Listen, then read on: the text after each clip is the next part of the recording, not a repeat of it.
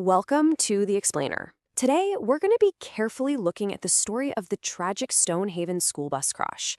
We'll try to understand what happened on that awful morning, and just as importantly, how a community is now trying to cope with the aftermath. You know, for the students at Christian College Geelong, that Wednesday, August 27th, 2025, it was supposed to be just another school day. Totally normal. The bus was doing its usual morning route, picking up kids, just a familiar routine for absolutely everyone on board. But then, just after 8 in the morning, that routine, it was just shattered. On this quiet, rural road just west of Geelong, something catastrophic happened. An event that would, without a doubt, change lives forever. All right, so let's start by looking at what we actually know about the crash itself, based on those first reports coming right from the scene. So, here's what the initial reports tell us. It's a tragically clear picture, unfortunately. We're talking about a school bus with 28 students inside. It was turning from Frenton Road onto the Hamilton Highway, and it failed to make the turn. The bus hit a rail, and then it rolled over. All of this happening right around 8:20 in the morning, a time when the school day should have just been getting started. Of course, behind all these facts and details, there's the real story, the human cost.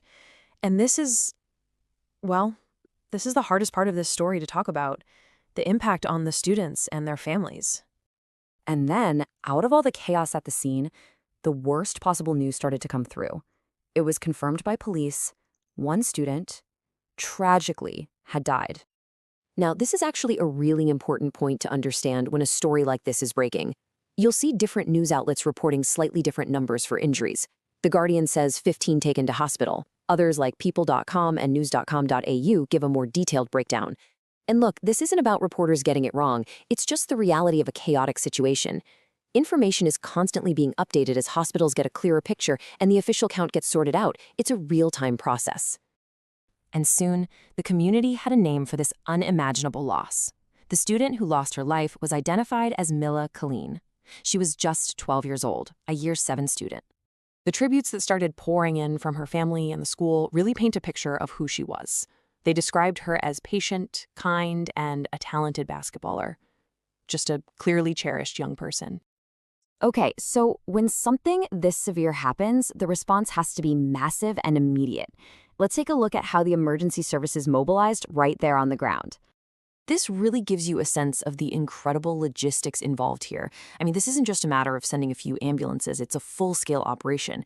You've got Ambulance Victoria sending both road crews and helicopters. They had to set up a command post right there at the scene to coordinate triage, which, is that critical process of figuring out who needs the most urgent medical help. Students were rushed to hospitals in Geelong with injuries ranging from fractures all the way to serious head trauma. And the fact that one boy had to be flown to the Royal Children's Hospital, that tells you just how serious his injuries were. All right, now let's shift gears and talk about the investigation. How are authorities trying to figure out why this happened? And that really is the million-dollar question, isn't it? How could this happen? Answering that is now the job of the Major Collision Investigation Unit. These are the experts, and they're tasked with figuring this all out. So it's really important to remember that investigators don't just jump to conclusions. They look at everything.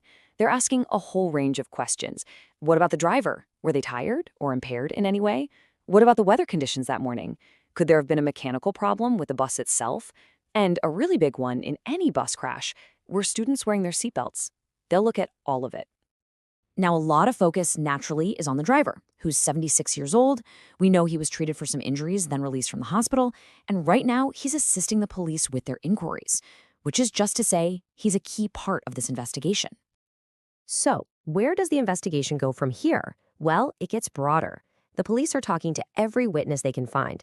They've also put out a call to the public, asking if anyone has dashcam footage. That kind of thing can be absolutely critical. At the same time, the bus itself is going to get a full mechanical inspection. They'll be looking for anything that could have gone wrong. The impact of something like this, it's like a ripple effect.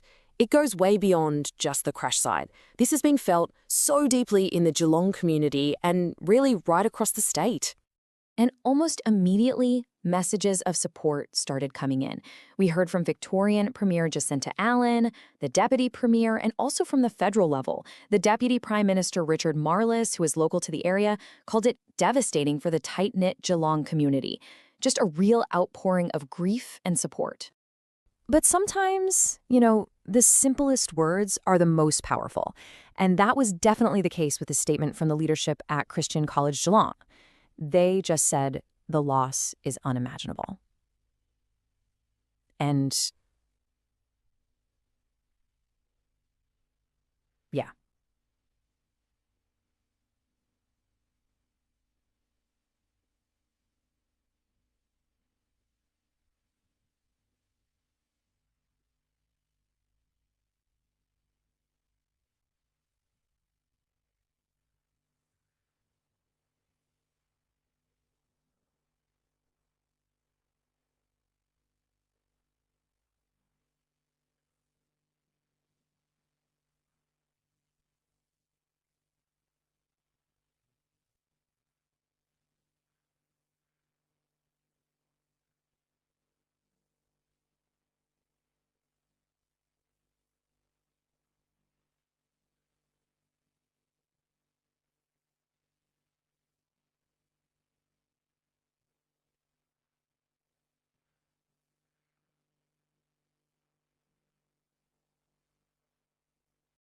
So now, after the immediate crisis, the school's focus has really shifted to the long road of healing.